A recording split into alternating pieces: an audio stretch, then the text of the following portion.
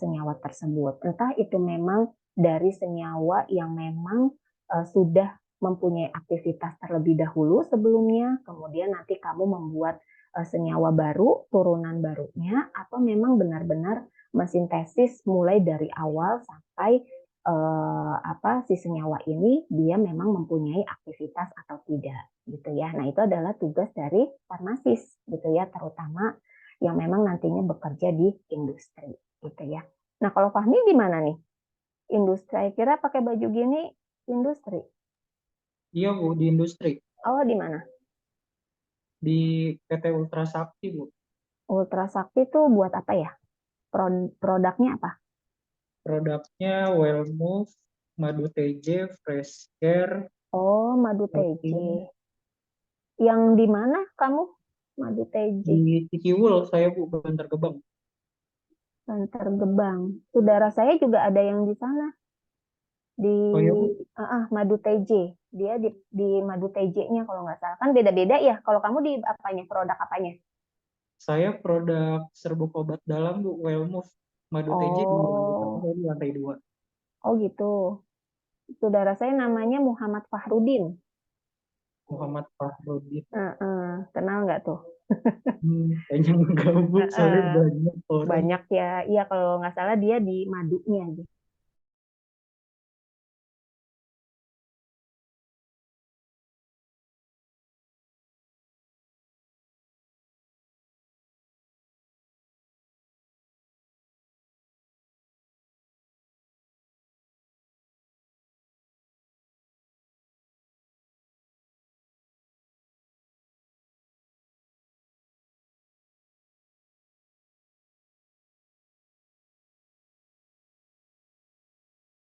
Yang di industri saja, yang belum bekerja pun, kan kita nggak tahu ya ke depannya kalian itu akan bekerja di mana. Siapa tahu memang rezekinya di sana. Gitu. Oke, ini menurut Nugredi dan Weaver. Kemudian kita masuk ke ruang lingkup bidang kimia medisina menurut Wolf di tahun 1980. Nah, ini yang pertama. Jadi, kimia medisinal itu meliputi isolasi dan identifikasi senyawa aktif dalam tanaman yang secara empiris telah digunakan untuk pengobatan. Kemudian yang kedua, sintesis struktur analog dari bentuk dasar senyawa yang mempunyai aktivitas pengobatan potensial, kemudian mencari struktur induk baru dengan cara sintesis senyawa organik dengan ataupun tanpa berhubungan dengan zat aktif alamiah. Kemudian yang keempat, menghubungkan struktur kimia obat dengan cara kerjanya. Kemudian yang kelima, mengembangkan rancangan obat. Kemudian yang keenam, mengembangkan hubungan struktur kimia dan aktivitas biologis melalui sifat kimia fisika dengan bantuan statistik gitu ya. Jadi ruang lingkupnya termasuk luas gitu ya, bukan hanya pada bagian isolasi dan identifikasi saja, tapi pengembangan rancangan obat sampai ke nasib obat di dalam tubuh pun itu masuk ke dalam kimia medisina. Nah, biasanya kalau untuk eh, apa namanya penelitian di skripsi, nah ini kamu bisa masuk yang di nomor 1 nih, isolasi dan identifikasi senyawa aktif dalam tanaman yang secara empiris telah digunakan untuk pengobatan. Ya artinya di sini misalnya nih kamu bingung mau menentukan tanaman apa, ya berarti kamu misalnya bisa minta tanya ke orang tua gitu kan, tanaman-tanaman apa sih yang biasanya memang digunakan untuk pengobatan. Ya kemudian di searching di Google pun itu udah banyak sekali gitu ya tanaman-tanaman obat. Kemudian dari tanaman tersebut nanti kamu isolasi ya zat aktifnya, karena yang namanya tanaman itu dia kan mengandung metabolit sekunder ya. Nah, metabolit sekunder itu kan biasanya di dalam satu tanaman itu nggak hanya satu, dua gitu ya, ada beberapa metabolit sekunder. Nah, nanti kamu mau terfokuskan ke apanya nih, gitu ya, metabolit sekundernya. Pilih salah satu, ya misalnya, nanti kamu mau menguji tanaman ini benar nggak sih dia mempunyai aktivitas sebagai antibakteri. Nah, antibakteri ini dimiliki oleh metabolit sekunder apa? Nah, berarti kan misalnya nih alkaloid. Alkaloid itu dia bisa sebagai antibakteri. Nah, berarti nanti yang kamu isolasi adalah si alkaloidnya dari tanaman tersebut. Nanti setelah diisolasi ya si alkaloidnya, kemudian kamu identifikasi, kemudian nanti kamu uji aktivitasnya seperti itu. Ya, nah ini bisa jadi gambaran. Kemudian kalau yang nomor 2, ini sintesis struktur analog ya. Berarti kalau ini dari senyawa senyawa yang sudah ada, yang memang dia sudah terbukti mempunyai aktivitas untuk pengobatan gitu ya. Kemudian nanti kamu modifikasi ya, misalnya kayak sulfonamid ya. Pertamanya dia struktur induknya sulfonamid. Nah, sulfonamid ini kan dia sebagai antibakteri ya, sebagai antibakteri. Nah, nanti ada salah satu gugus yang memang kamu modifikasi, misalnya yang tadinya dia ada gugus hidroksil, kemudian gugus hidroksilnya kamu ganti dengan metil misalnya. Nah, nanti dia akan mempunyai aktivitas yang sama atau tidak dengan senyawa induk yang tadi. Itu juga bisa seperti itu. Tapi kalau untuk proses itu termasuk yang agak lama gitu ya. Nah, yang ketiga ini agak beda nih dengan yang nomor 2. Kalau yang nomor 2 kan struktur induknya udah ada gitu ya, memang sudah terbukti dia mempunyai aktivitas biologis. Tapi kalau yang ketiga, kamu mencari struktur induk baru. Ya, artinya mensintesis dari senyawa kimia gitu ya. Kemudian nanti kamu isolasi, disintesis, kemudian kamu uji aktivitas biologisnya. Seperti itu ya. Jadi untuk ruang lingkup kimia medisinal cukup luas gitu ya. Kemudian selain menurut Wolf, ada juga menurut Silverman dan Holliday di tahun 2014. Nah, kalau ini udah lahir semua sih, saya yakin ya kan, 2014. Ya, jadi yang pertama isolasi senyawa dari alam atau sintesis molekul baru, kemudian menginvestigasi hubungan struktur senyawa dari alam dan atau senyawa sintetik dengan aktivitas biologisnya. Kemudian yang ketiga, menjelaskan proses interaksi senyawa dengan reseptor dari berbagai variasi, termasuk enzim dan DNA, kemudian menentukan sifat-sifat absorpsi, transportasi, dan distribusi senyawa obat, kemudian studi perubahan transformasi metabolik ekskresi dan toksisitas dari senyawa obat, kemudian yang keenam adalah studi rancangan obat yang rasional. Jadi kalau dilihat dari tahun yang sebelumnya, di tahun 80 sampai di tahun ke 2014 ini ruang lingkup dari kimia medisinal itu lebih luas lagi ya. Di tahun 2014 banyak aspek yang bertambah di sini ya, yang tadinya hanya mulai proses isolasi, kemudian membuat senyawa yang analog dengan senyawa induk yang sudah ada gitu kan, kemudian mensintesis senyawa induk baru, kemudian menjelaskan hubungan struktur dengan aktivitasnya bagaimana gitu ya di tahun 80. Nah, di tahun 2014 ini agak lebih diperluas lagi gitu ya. Di sini ditambahkan kembali mulai dari menjelaskan ketika obat ini nanti dikonsumsi ya, kemudian dia mengalami absorpsinya bagaimana, distribusinya, metabolismenya, kemudian nanti timbulnya aktivitas sampai obat tersebut diekspresikan. Ya, nah ini dibahas di masuk ke dalam ruang lingkup kimia medisinal ya di tahun 2014 ya. Jadi banyak peningkatan dari tahun 1980 seperti itu. Nah, kemudian di sini kimia medisinal sering pula disebut dengan nama lain yaitu kimia farmasi. Ya, mungkin kalau kalian masih ingat gitu ya di mata kuliah kimia farmasi ini agak-agak mirip gitu ya. Nanti ada hubungan struktur dengan aktivitas. Nah, di kimia farmasi pun itu ada ya kalau kalian masih ingat seperti itu. Tapi biar memang tidak berbenturan dengan kimia medisinal, di kimia farmasi yang sudah kalian dapat itu tidak terlalu mendalam gitu ya tentang hubungan struktur aktivitasnya, karena nanti akan dijelaskan di kimia medisinal gitu ya.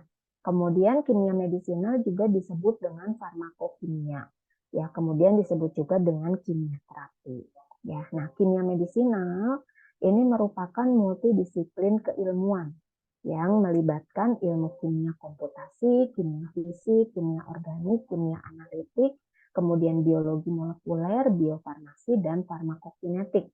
Kemudian juga farmasetik, farmakognosi, farmakologi, toksikologi, mikrobiologi, biomedis, biokimia, statistik, dan teknik komputer untuk simulasi dan visualisasi.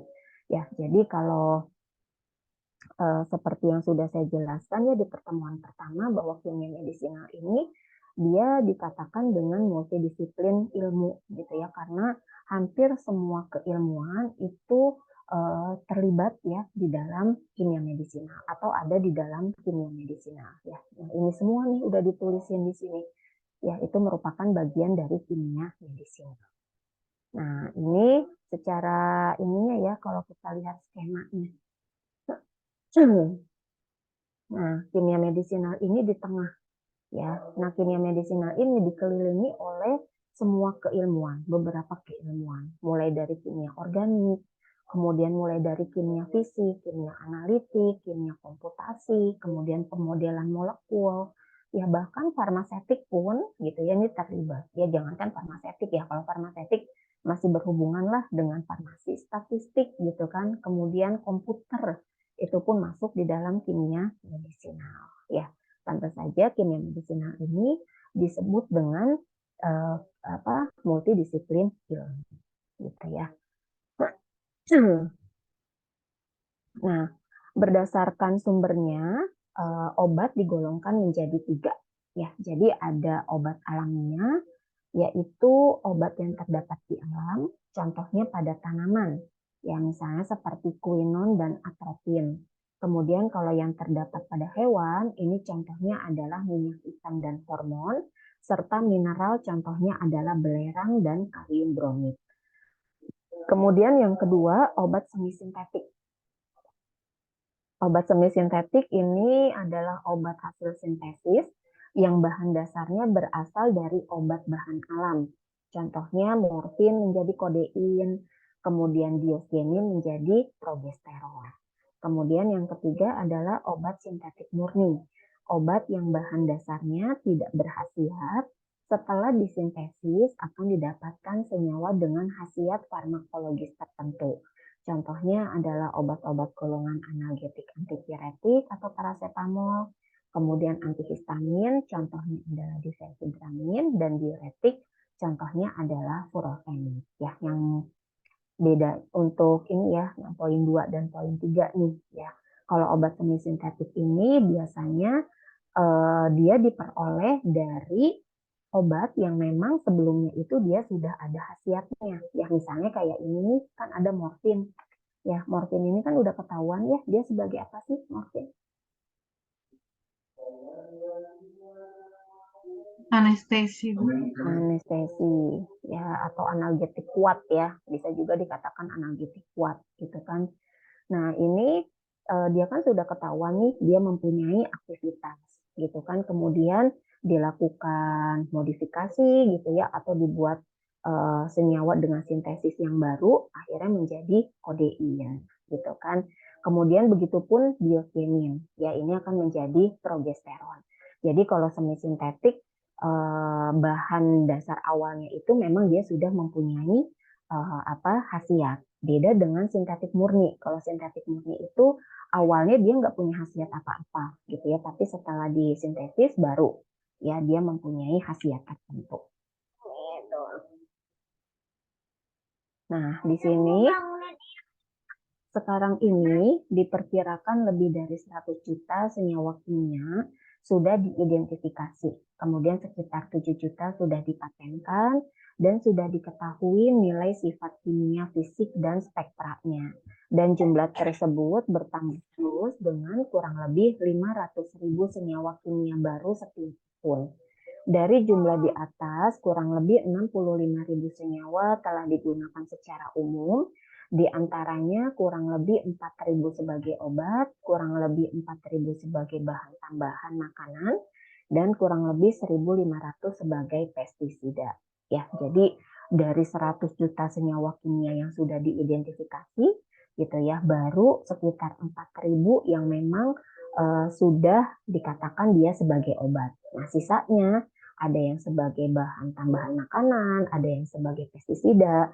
Nah, yang lainnya kan berarti di sini masih banyak gitu ya sisanya. Seperti itu. Nah, senyawa yang banyak digunakan sebagai obat adalah senyawa organik yang dikelompokkan menjadi 3, mulai dari molekul organik kecil, contohnya adalah paracetamol, simvastatin, dexamethasone. Kemudian kalau molekul organik biologis, contohnya eritropoietin dan glargin insulin, serta obat yang dibuat dari protein, misalnya antibodi rekombinan, contohnya ada rituximab, trastuzumab, dan bevacizumab. Dan hormon, contohnya fluticasone dan budesonide. Nah, sedangkan senyawa anorganik dan organologam juga ada yang digunakan sebagai obat. Contohnya adalah litium karbonat dan cisplatin. Kemudian dari 361 obat, pada daftar obat esensial yang dikeluarkan oleh WHO di tahun 2015, sumber-sumber obat dapat dikelompokkan menjadi sintesis kimia, persentasenya 48,9%, kemudian semi sintetik 9,5%, mikroorganisme 6,4%, kemudian vaksin 4,3%, sera 2%, mineral 9,1%, tumbuh-tumbuhan 11,1%, dan hewan 8,7%. Kemudian sekitar 80% dari obat-obat tersebut dipelajari di dalam bidang kimia medis. Ya, berarti banyak gitu ya yang memang dipelajari di sini. Nah, setelah ilmu pengetahuan makin berkembang, didapatkan bahwa struktur kimia obat ternyata dapat menjelaskan sifat-sifat obat dan terlihat bahwa unit-unit struktur atau gugus-gugus molekul obat berkaitan dengan aktivitas biologisnya. Untuk mencari hubungan antara struktur kimia dan aktivitas biologis dapat dilakukan terutama dengan mengaitkan gugus fungsional tertentu dengan respon biologis yang tertentu pula. Hal ini kadang-kadang mengalami kegagalan karena terbukti bahwa senyawa dengan unit struktur kimia sama belum tentu menunjukkan aktivitas biologis sama. Sebaliknya, aktivitas biologis yang sama sering diperlihatkan oleh senyawa-senyawa dengan struktur kimia yang berbeda. Ya, jadi artinya ketika kita mau melakukan membuat suatu senyawa baru gitu ya, baik itu berasal dari sintetik murni atau semi sintetik ya. Kalau semi sintetik kan berarti tadi ya kita memodifikasi dari struktur induk yang sudah ada. Nah, artinya ketika dilakukan modifikasi belum tentu hasil modifikasinya tersebut akan mempunyai aktivitas yang sama gitu ya dengan senyawa induknya. Ya, ataupun tentu saja tujuan dari modifikasi ini kan diharapkan mempunyai aktivitas yang lebih baik gitu kan dari senyawa yang sebelumnya. Tapi ya tadi kembali lagi namanya juga suatu percobaan gitu kan, terkadang apa yang kita harapkan itu belum tentu sesuai. Ya misalnya kayak morfin deh, morfin itu kan tadi ya dia menjadi turunannya ada kodein gitu kan. Kalau dilihat dari aktivitas sebagai analgetiknya lebih tinggi mana? Morfin atau kodein? Morfin. Morfin, gitu kan? Nah, itu kan berarti yang tadinya tujuannya itu adalah lebih baik gitu kan dari morfin. Kemudian kalau morfin ini kan sudah jelas memang dia aktivitasnya tinggi ya sebagai analgetiknya, tapi dia mempunyai efek samping. Nah, artinya kan kalau kita mau melakukan modifikasi tujuannya itu ya, berarti untuk memperkecil efek samping yang yang akan ditimbulkan. Kemudian juga aktivitasnya kalau bisa ya lebih baik gitu kan dari si morfin. Tapi kodein kalau dilihat ya aktivitas sebagai analgetiknya dia jauh lebih rendah gitu kan. Tapi ternyata si kodein ini dia mempunyai aktivitas yang berbeda dengan si morfin. Apa? Kalau kodein itu bisa sebagai apa sih dia? Anti-gosip, Bu. Anti Antitusip.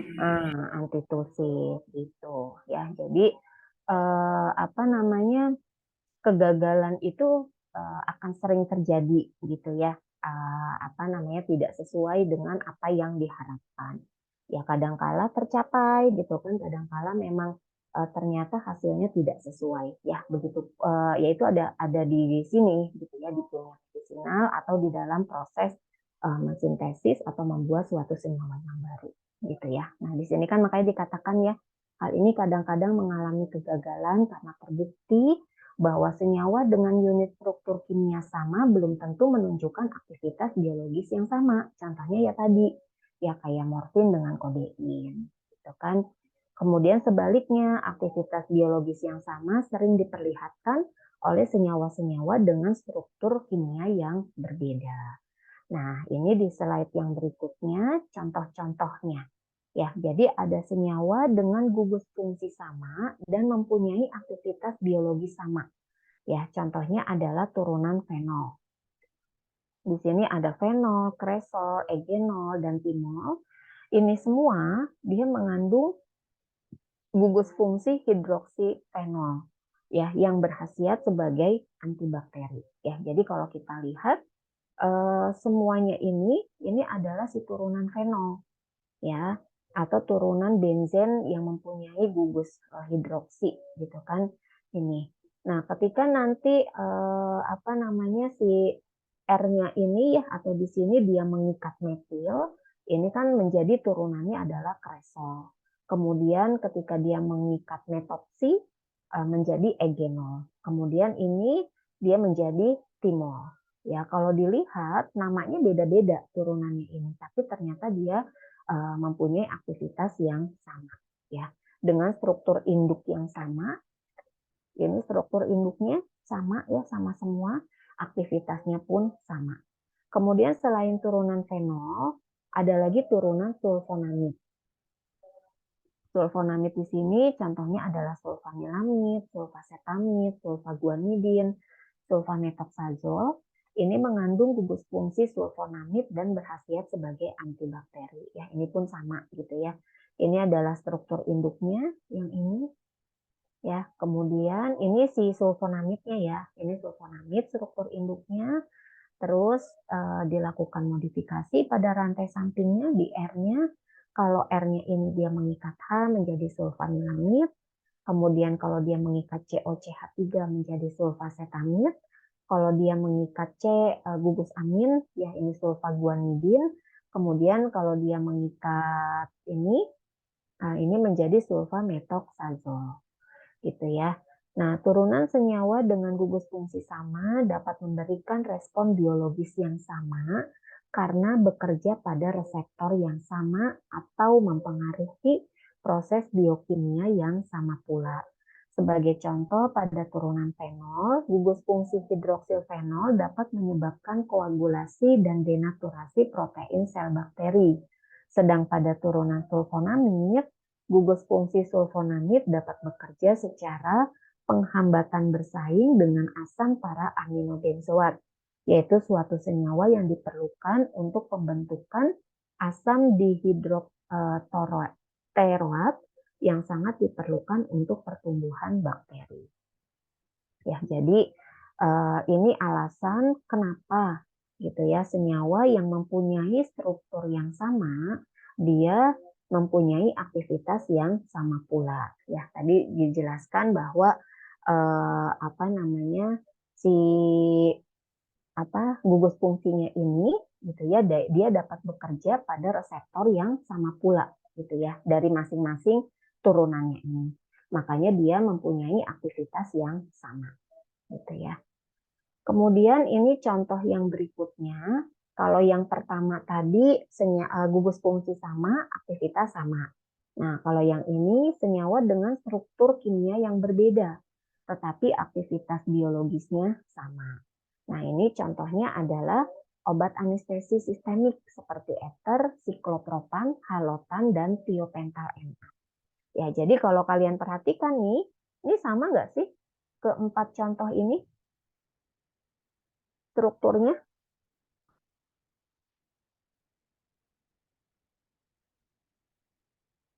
ada eter, siklopropan, halotan, sama tiopental.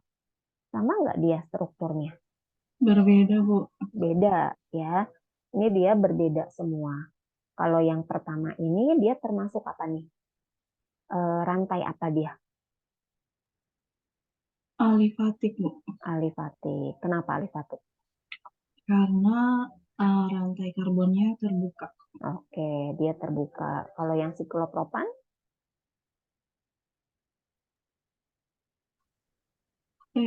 Aromatik ya, Bu. Aromatik? Kenapa aromatik? Karena rantai karbonnya tertutup, Bu. Oh, kalau rantai karbon tertutup sudah pasti aromatik?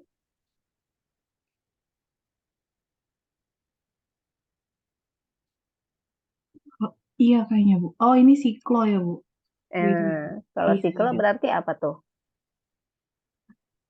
Kalau aromatik kan aril ya, Bu. Hmm, Kalau siklo berarti dia alkilnya ya, Bu. alkilnya kenapa? Lupa, Bu. Yang lain ada yang ingat?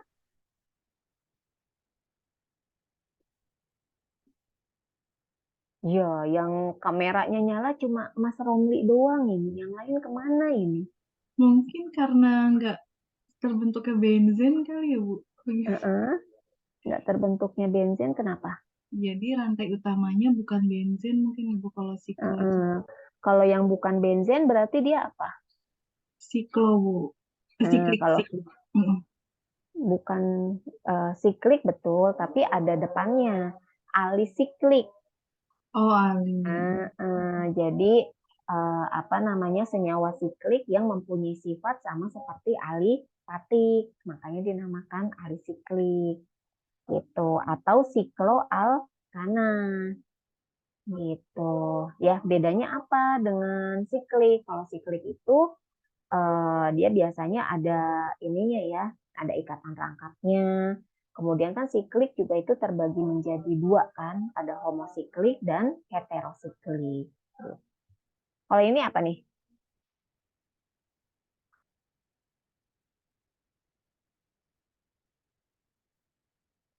Alifatik juga ini ya. Halogen, iya. Kalau ini Itu aromatik, Bu. aromatik, aromatik, aromatik kah?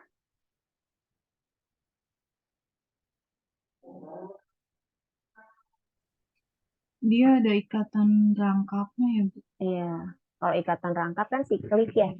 Siklik itu Mm-mm. dibagi menjadi dua, ada homo, ada hetero. Eter. Nah, homosiklik salah satunya adalah si aromatik gitu ya. Tapi kalau ini dia bukan aromatik. Kenapa? Karena apa namanya selain atom karbon ada atom yang lain di sini. Ada N. Ya, berarti dia heterosiklik gitu.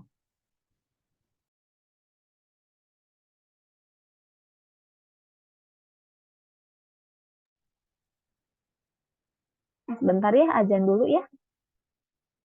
Ya,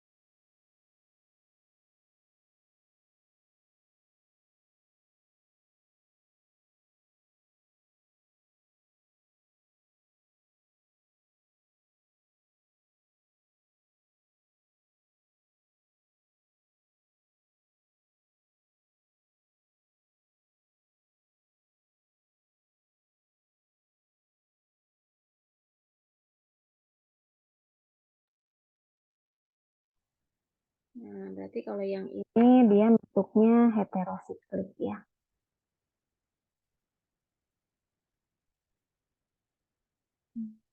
Nah, kalau yang ini, kenapa senyawa dengan struktur kimia berbeda tetapi aktivitas biologisnya sama? Nah, ini dijelaskan di sini. Senyawa dengan struktur kimia berbeda dapat memberikan respon biologis yang sama karena aktivitas senyawa-senyawa tersebut tidak tergantung pada struktur kimia yang spesifik, tetapi lebih tergantung pada sifat kimia fisik seperti kelarutan dan aktivitas termodinamik. Hal ini terjadi pada senyawa yang berstruktur tidak spesifik seperti pada obat anestesi sistemik. Nah, biasanya untuk senyawa-senyawa lain gitu ya, dia mempunyai struktur spesifik. Artinya struktur spesifik itu jadi nanti ada gugus-gugus spesifiknya ya. Tapi kalau misalnya ini, kalau kalian lihat, misal contoh mudahnya adalah si ether. Ether ini kan kalau dilihat dia strukturnya sederhana gitu ya. Nah, ini dia bukan termasuk senyawa yang mempunyai struktur spesifik. Tapi kenapa dia bisa mempunyai aktivitas biologis? Nah, itu bukan dilihat dari strukturnya, tapi dari sifat fisiknya. Ya, entah itu dari kelarutannya atau yang lainnya. Tapi kalau di sini si ether ini dia lebih dilihat dari kelarutannya. Gitu ya. Dia kelarutannya itu sesuai dengan tempat yang akan dia tuju. Gitu. Kemudian contoh senyawa dengan struktur kimia berbeda dapat menghasilkan respon farmakologis yang sama. Nah, ini sama dengan yang tadi ya. Jadi kalau yang pertama tadi golongan anestesi, kalau yang ini golongan diuretik. Kalau kalian lihat di sini ada 4 contoh ya, ada klormerodrin, acetazolamid, hidroklortiazid, spironolakton. Ya, keempat ini dia beda-beda, tapi respon farmakologis atau aktivitas biologisnya dia sama. Ya, dia sama-sama sebagai diuretik. Tapi kalau kalian perhatikan, ya ini agak berbeda dengan yang golongan anestesi. Kalau golongan anestesi ini strukturnya sederhana nih, terutama ether, siklopropan, halotan. Ya, beda dengan tiopental ya. Kalau tiopental ini sudah struktur spesifik dia gitu ya. Tapi kalau yang ini pun termasuk yang mempunyai struktur yang spesifik ya. Strukturnya dia tidak sederhana ya. Yang ini klormerodrin walaupun dia garis lurus gitu ya, garis lurus aja atau gugus eliptik, rantai eliptik, tapi di sini dia mempunyai gugus farmakofor Hg. Ya, di mana gugus farmakofor Hg ini yang nantinya akan berikatan dengan reseptor gitu ya. Nah, di sini golongan obat diuretik seperti turunan merkuri organik atau klormerodrin, kemudian turunan sulfamid ada acetazolamid, turunan tiazid ada hidroklortiazid dan spironolakton. Masing-masing turunan bekerja pada reseptor yang berbeda atau mempengaruhi proses biokimia berbeda yang berarti mempunyai mekanisme kerja berbeda, tetapi dapat menimbulkan efek biologis sama, yaitu diuresis.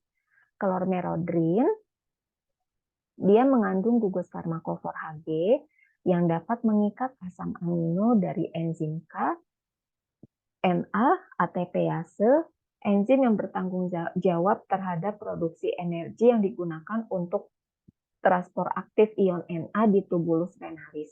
Kekurangan energi tersebut menyebabkan terganggunya reabsorpsi ion Na, terjadi penumpukan ion Na di tubulus renalis, ion Na bersifat menarik air di sekelilingnya, makin lama makin banyak sehingga terjadi efek diuresis.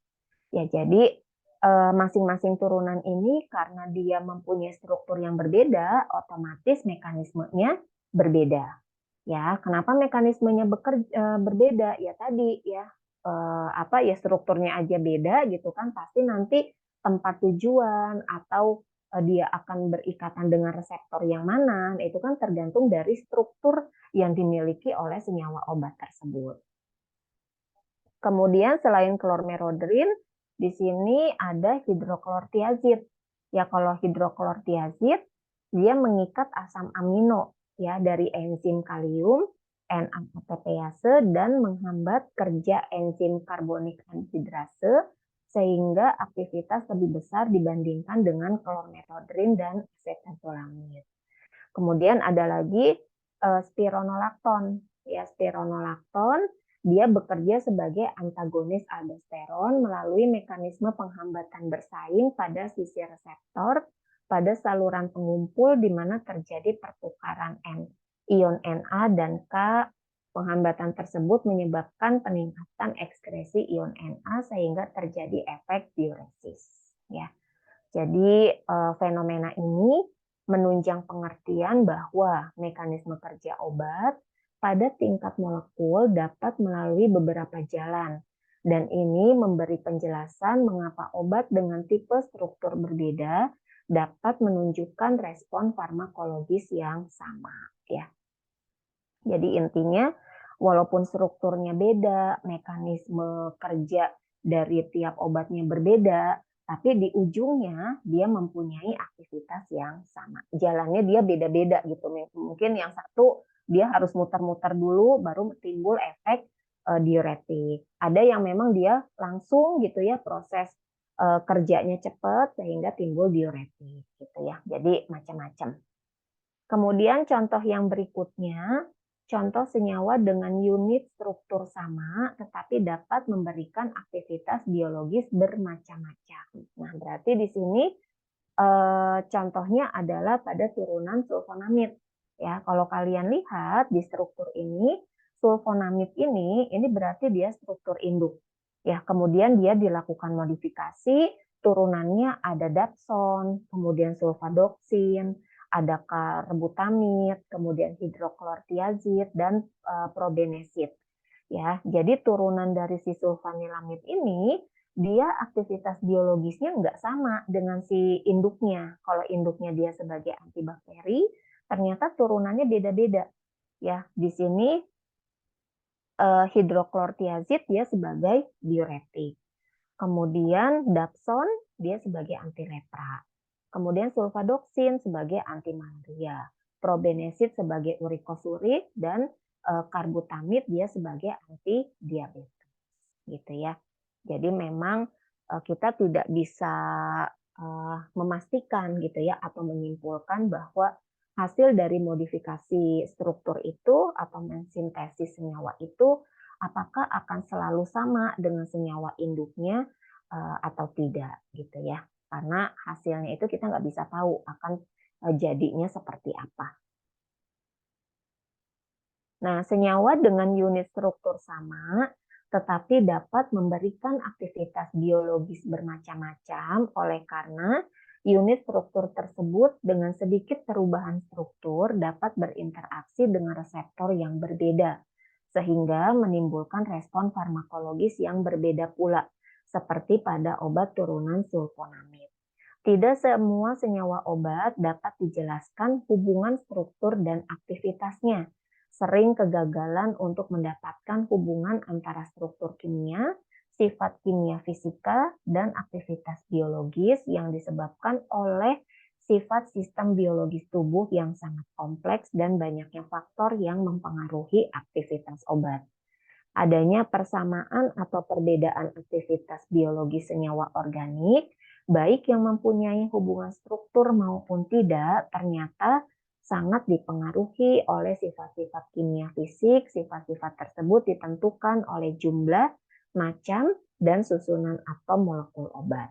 Ya, jadi seperti yang sudah saya katakan tadi, gitu ya, bahwa membuat suatu senyawa baru, gitu ya, baik itu dari sintesis alami, gitu ya, sintesis semuanya, ataupun semi sintetik. Kita nggak bisa gitu menentukan atau mengambil kesimpulan oh ini pasti hasilnya akan sama dengan senyawa yang sebelumnya gitu ya karena banyak faktor yang mempengaruhi apalagi senyawa obat ini kan tujuannya itu pasti digunakan untuk manusia gitu ya untuk terapi Nah, di dalam tubuh manusia itu merupakan sistem biologis tubuh yang sangat kompleks sekali ya, banyak sekali komponen-komponen yang ada di dalam tubuh, sehingga itu semua akan mempengaruhi cara kerja obat di dalam tubuh, gitu ya. Nah, sifat-sifat kimia fisik merupakan dasar yang sangat penting untuk menjelaskan aktivitas biologis obat, karena sifat kimia fisik memegang peranan penting dalam pengangkutan obat untuk mencapai reseptor. Sebelum mencapai reseptor, molekul obat harus melalui bermacam-macam sawar membran, berinteraksi dengan senyawa-senyawa dalam cairan luar dan dalam sel, serta biopolimer. Di sini sifat kimia fisika berperan dalam proses absorpsi dan distribusi obat, sehingga kadar obat pada waktu mencapai reseptor cukup besar. Kemudian yang kedua, hanya obat yang mempunyai struktur dengan kekhasan tinggi saja yang dapat berinteraksi dengan reseptor biologis. Oleh karena itu, sifat kimia fisika obat harus menunjang orientasi khas molekul pada permukaan reseptor. Nah, untuk yang poin 2 ini tidak berlaku untuk yang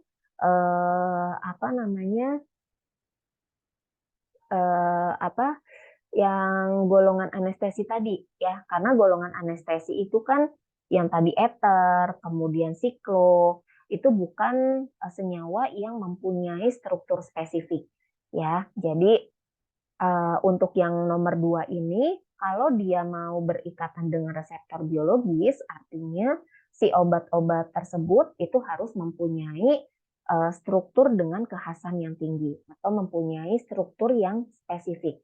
Ya, karena kalau yang tadi golongan anestesi, dia tidak mempunyai struktur spesifik, tapi karena dia mempunyai sifat kimia fisik yang baik sehingga mempunyai aktivitas biologis seperti itu ya. Jadi memang nggak untuk yang poin 2 ini nggak semuanya. Tapi kalau mau dia berinteraksi dengan reseptor biologis, syaratnya struktur tersebut harus mempunyai kekhasan yang tinggi. Nah, nanti kekhasan yang tinggi itu yang bagaimana, Bu? Nah, itu nanti akan dijelaskan di materi-materi yang materi-materi ke depan ya. Nah, sifat kimia fisika penting yang berhubungan dengan aktivitas biologis antara lain adalah kelarutan, kemudian koefisien partisi, absorpsi, aktivitas permukaan, derajat ionisasi, isosterisme, ikatan kimia seperti ikatan kovalen, ion, hidrogen, dipol-dipol, van der Waals, dan hidrofob. Kemudian jarak antar atom dari gugus-gugus fungsional, potensial redoks, pembentukan kelat, dan konfigurasi molekul dalam ruang atau isomer. Nah, dalam keadaan tertentu, sifat-sifat tersebut dikaitkan dengan fungsi kimia yang spesifik seperti tetapan disosiasi atau pKa, atau kadang-kadang dikaitkan dengan sifat molekul keseluruhan, seperti kelarutan dalam lemak atau air atau log P. Nah, pada proses distribusi obat, penembusan membran biologis terutama dipengaruhi oleh sifat lipofil molekul obat, seperti kelarutan dalam lemak atau air, sifat elektronik obat, seperti derajat ionisasi dan suasana pH. Proses interaksi obat dengan reseptor spesifik dipengaruhi oleh tipe ikatan kimia, interaksi hidrofob, kerapatan elektron, ukuran molekul obat, dan efek stereokimia, sehingga sifat-sifat lipofilik, elektronik, dan sterik dari molekul obat sangat menunjang pada proses interaksi tersebut. Nah, ini semua itu akan ada di materi-materi yang berikutnya ya. Nah, sifat-sifat lipofilik, elektronik, dan sterik suatu gugus atau senyawa dapat dinyatakan dalam berbagai macam parameter sifat kimia fisika, dan parameter-parameter tersebut digunakan untuk menghubungkan secara kuantitatif struktur kimia dan aktivitas biologis obatnya. Nah, ini bisa hubungan tersebut disebut juga dengan hubungan kuantitatif struktur aktivitas atau disingkat dengan HKSA, atau kalau dalam bahasa asingnya Quantitative Structure Activity Relationship ya, atau KISAR. Ya, mungkin kalian pernah di kimia pasti pernah dengar istilah SAR ya atau HSA. Nah, itu ya hampir mirip, cuma kalau yang ini kan ada kuantitatifnya. Kalau kuantitatif kan berarti ada angka gitu ya, parameternya. Seperti itu. Nah, hubungan kuantitatif struktur dengan aktivitas merupakan bagian penting dari kimia medisinal dalam usaha mendapatkan suatu obat baru dengan aktivitas yang dikehendaki dan biaya yang lebih ekonomis. Pengetahuan tentang proses metabolisme senyawa obat di dalam tubuh juga sangat dibutuhkan dalam kimia medisinal, oleh karena banyak senyawa yang diberikan dalam bentuk praobat dan kemudian dalam tubuh mengalami metabolisme menghasilkan senyawa aktif. Proses metabolisme juga berperan untuk menilai dan memprediksi efikasi dan keamanan obat dan sebagai dasar penjelasan terjadinya efek samping dan toksisitas senyawa obat. Nah, ini sekarang metode pengembangan obat melalui modifikasi molekul dengan optimisasi senyawa penuntun atau lead compound dan rancangan obat yang rasional juga merupakan tahap penting dalam usaha mencari dan menemukan senyawa baru yang lebih aktif, lebih selektif dengan efek samping dan toksisitas yang rendah. Kemajuan teknologi komputer, kemudian kimia komputasi, kimia analisis, kimia kombinatorial, biologi molekuler, dan teknologi informasi mulai abad ke-20 ini sangat memperkaya perkembangan ilmu kimia medisinal dan mengubah secara drastis proses pembelajaran dari pendekatan konvensional ke arah pendekatan molekuler. Dari pendekatan struktur 2 dimensi menjadi 3 dimensi, dari database individual menjadi database publik yang semuanya ditunjang oleh perkembangan kimia dan bioinformatika. Ya, kemudian perkembangan teori kimia dan metode komputasional modern yang dipadukan dengan teknologi komputer yang canggih menggunakan metode mekanika kuantum dan mekanika molekul telah berhasil mensimulasikan proses interaksi obat dengan reseptor.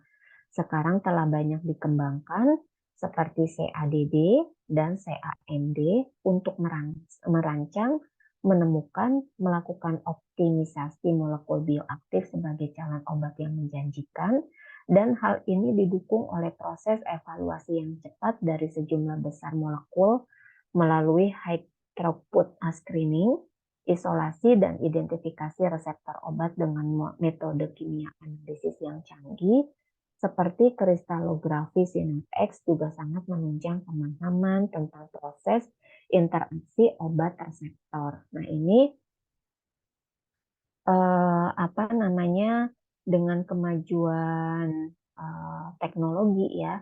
Jadi proses mensintesis atau membuat suatu senyawa obat yang baru, kalau dulu kan ketika mau merencanakan membuat obat baru itu biasanya ketika desainnya sudah ada gitu ya, kemudian pasti langsung setelah itu diuji coba di laboratorium. Tapi dengan kemajuan teknologi semuanya itu bisa dikerjakan di dalam komputer tersebut dengan menggunakan aplikasi komputer gitu ya. Nanti kalau hasil di komputernya itu dia sudah berhasil gitu ya, ada gambaran oh ini ketika ditambahkan apa menghasilkan aktivitas yang akan jauh lebih baik misalnya seperti itu. Kemudian baru setelah itu dilakukan percobaan di laboratorium. Nah, dengan kemajuan teknologi ini maka untuk kimia medisinal gitu ya, proses untuk menciptakan obat baru itu lebih meminimalisir dalam pembiayaan. Katanya sih seperti itu ya. Nah, seperti yang dikatakan di sini nih. Ya, nah biaya yang lebih ekonomis gitu ya, yang biasanya baru mau menemukan apa, uji coba langsung di lab.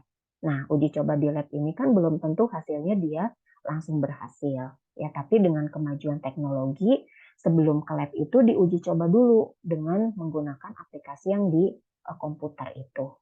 Gitu ya. Nah, ini aplikasinya nih, ada metode mekanika kuantum, ada mekanika molekul, kemudian ada CADD, CAMD. Nah, ini memang sudah ini ya, istilahnya bisa dikatakan canggih gitu ya untuk teknologi ini.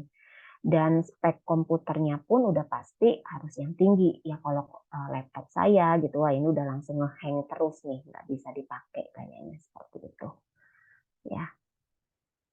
Nah, jadi dapat disimpulkan gitu ya bahwa kimia medisinal itu secara retrospektif digunakan untuk menjelaskan hubungan struktur aktivitas suatu seri turunan obat dalam upaya untuk memilih obat terbaik dari suatu turunan senyawa. Dan secara prospektif digunakan sebagai dasar untuk merancang, menemukan, dan mengembangkan obat baru secara rasional. Nah, inilah apa namanya ya, kalian inilah ya calon-calon sarjana farmasi yang nantinya mempunyai tanggung jawab gitu ya untuk membuat atau mengembangkan obat-obat tersebut gitu ya. Oke, dari sini ada yang mau ditanyakan?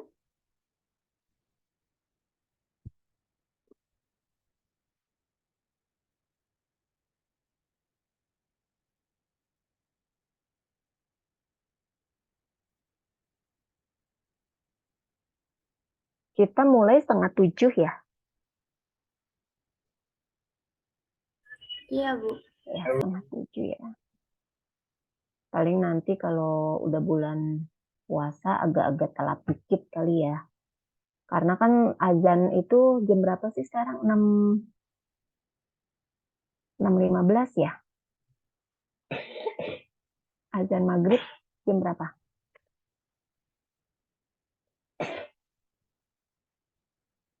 6:07. Emang 6:07? Emang iya ya, Mbak? Tergantung daerahnya, Bu. Oh iya, iya. Betul-betul.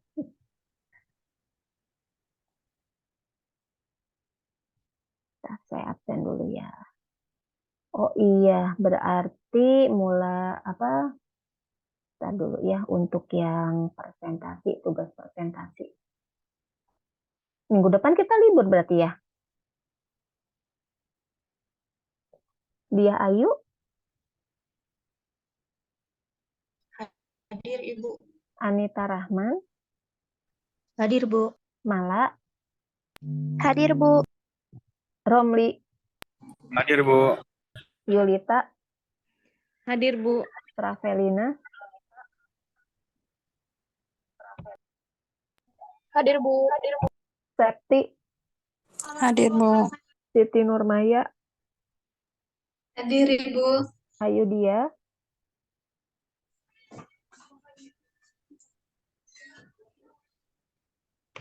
Ayu Dia ada nggak sih?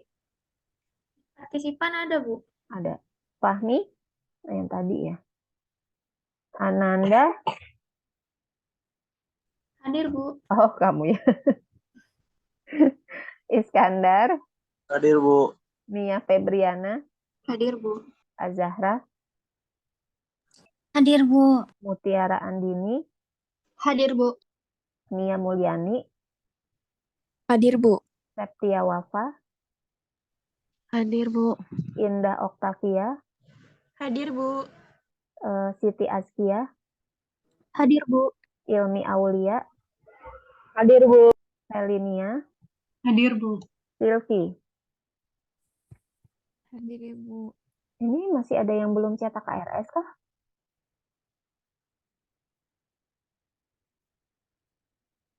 Kok 22? Bukannya kalian lebih dari 22 ya kelas ini? Bu, saya Ada hadir ya, Bu. Ada yang pagi, Iya. Bu. Oh, Ada yang pindah. pindah. Oh iya. Iya udah, Mas Fahmi. Sudah tadi. Pindah pagi. Pindah pagi berarti hari apa? Oh, yang bareng sama 2A berarti ya? Oke. Iya, Bu. Oke, sebentar. Saya mau infoin untuk yang tugas presentasi.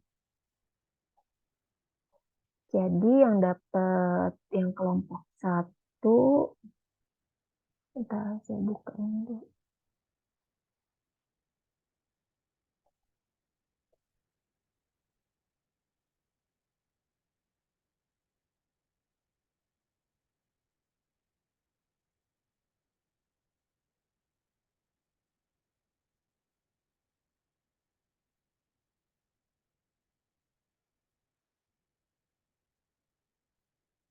Oke, kelompok 1 itu kan berarti bahas tentang materi hubungan struktur kimia fisik dengan proses absorpsi ya. Nah, berarti di sana nanti yang harus kalian bahas yang pertama adalah klasifikasi. Definisi dari absorpsi obat itu apa? Ya, definisinya.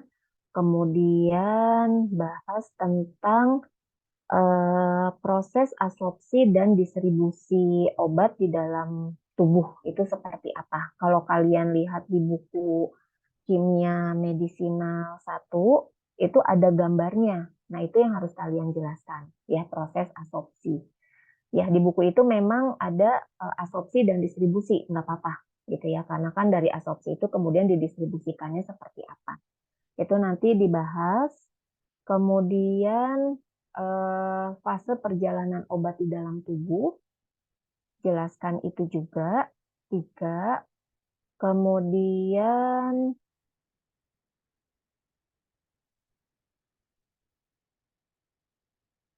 apa nih?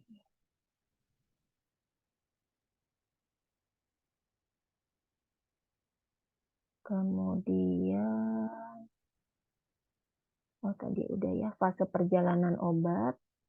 Kemudian jelaskan tentang fase penentu aktivitas biologis. Fase penentu aktivitas biologis. Kemudian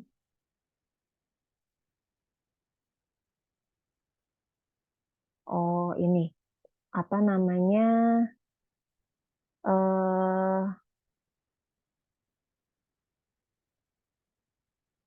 Sebentar.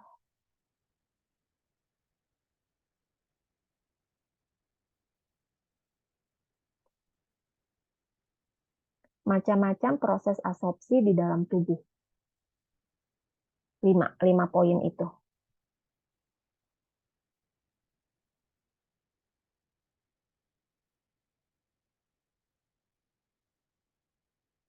Macam-macam proses absorpsi di dalam tubuh. Nanti kan absorpsi obat itu ada yang melalui saluran cerna, kemudian ada yang melalui mata, ada yang melalui paru-paru, ada yang melalui kulit. Nah, itu yang dijelaskan. Seperti itu. Berarti ada berapa poin? 5 ya? Apa 6?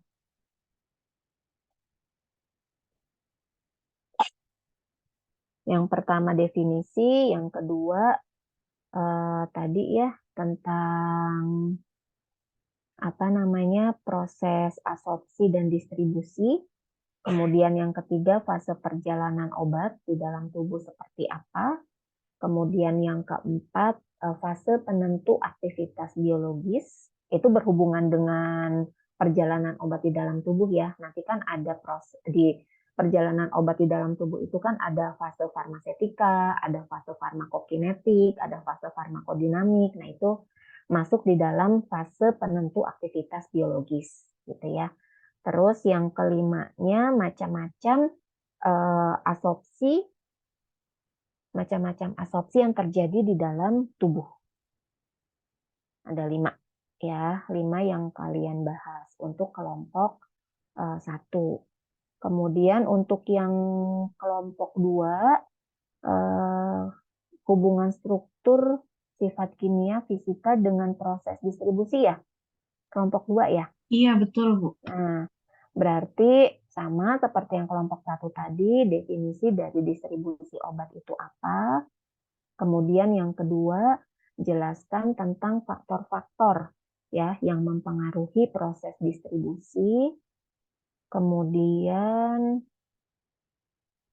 jelaskan tentang komponen membran sel ya, komponen membran sel. membran sel ini nanti berhubungan dengan itu ya, kan tadi faktor-faktor yang mempengaruhi proses distribusi obat. Nah, salah satunya adalah sifat dari membran biologis itu. Nah, itu nanti kamu bahas apa sih membran biologis tersebut, gitu ya.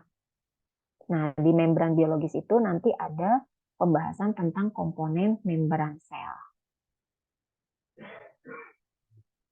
Terus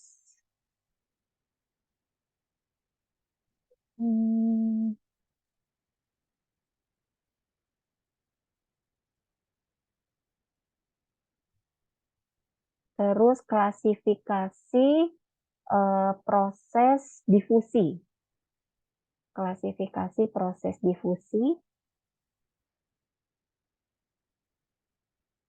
Ini berhubungan juga dengan membran biologis tadi ya. Membran biologis. Jadi ada difusi pasif, ada difusi aktif. Nah, itu dijelaskan. Kemudian yang kelima, jelaskan tentang macam-macam interaksi obat.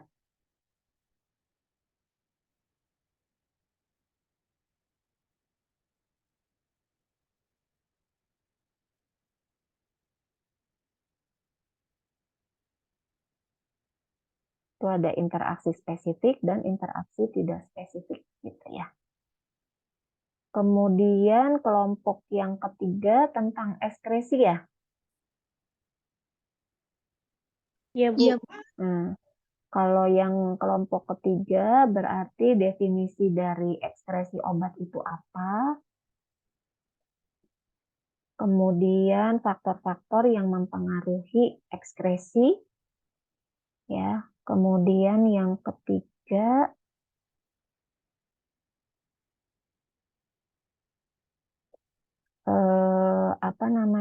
macam-macam ekskresi obat yang terjadi di dalam tubuh. Ekskresi obat itu kan macam-macam tuh, ada yang melalui paru-paru, ada yang melalui ginjal, ada yang melalui apa-apa. Nah, itu dijelaskan. Gitu ya. Kemudian yang keempat contoh dari macam-macam ekskresi tadi. Kan tadi proses ekskresi itu ada yang melalui paru, kemudian ada yang melalui ginjal, gitu ya. Nah, itu diberikan juga contoh obat-obatnya. Ya, obat yang diekskresikan melalui ginjal itu ada apa aja, kemudian yang melalui paru-paru apa aja, gitu ya. Oke, itu untuk 3 kelompok. Untuk yang kelompok selanjutnya nanti akan Ibu informasikan.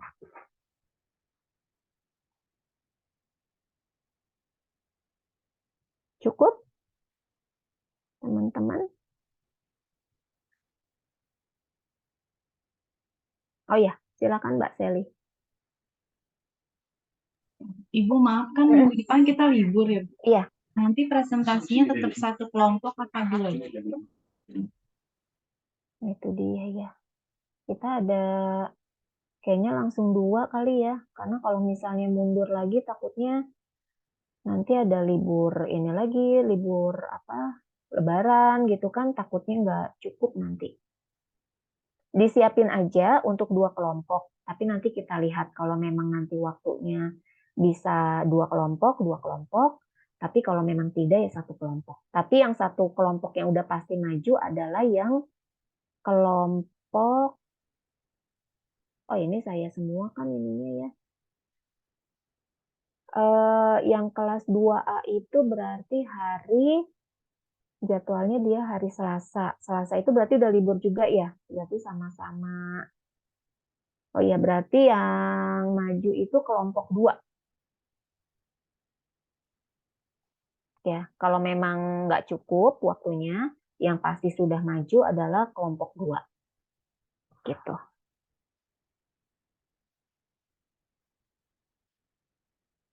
Tapi kayaknya sih penjelasan materinya dari awal dulu ya, karena tiba-tiba langsung distribusi nanti nggak nyambung gitu ya. Berarti dari kelompok 1 aja lah. Maaf ya, saya agak galau nih. Oke, berarti karena minggu depan kita libur, berarti setelah libur itu nanti untuk pembahasan materinya mulai dari awal aja ya. Jadi tetap masuk di materi yang pertama, yaitu tentang hubungan struktur sifat kimia fisik dengan proses absorpsi. Berarti yang pasti maju presentasi adalah yang kelompok 1 gitu. Nanti kalau memang waktunya cukup, langsung dengan kelompok 2 ya. Berarti penjelasan materi saya pun sampai dengan materi yang absorpsi distribusi ya, sampai dengan distribusi gitu. Ya paling nanti waktunya agak panjang aja, nggak apa-apa ya. Sholat tarawehnya di rumah aja ya. Gitu Mbak Seli ya. Iya Bu, makasih Bu. Iya, seperti itu. Ada lagi? Oh iya, jangan lupa nanti PPT-nya dikirimkan sebelumnya ya, sehari sebelumnya. Perwakilan aja kan ya Bu? Iya, perwakilan aja, betul. Ada lagi? Oke, cukup. Kalau gitu, kalau nggak ada yang mau ditanyakan lagi, berarti saya akhiri dulu ya. Terima kasih banyak. Assalamualaikum warahmatullahi wabarakatuh. Waalaikumsalam warahmatullahi wabarakatuh. Makasih, Bu. Assalamualaikum warahmatullahi Sama-sama. wabarakatuh.